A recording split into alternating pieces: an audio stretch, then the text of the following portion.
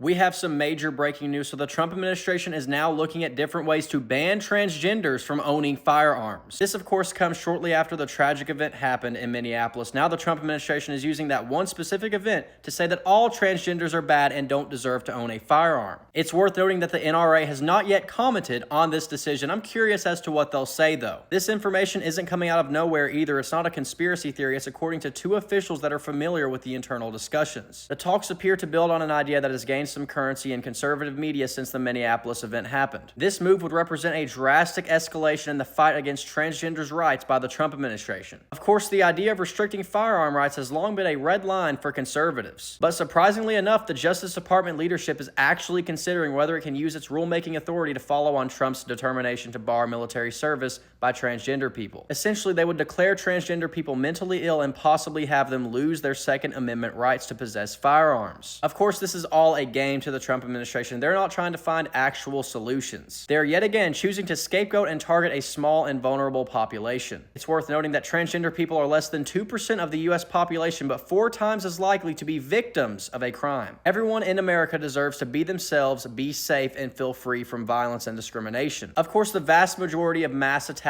in the United States have no connection to transgender people at all. So it's more than obvious this is nothing more than a game to the Trump administration, an opportunity to infringe on the rights of Americans that he does not like.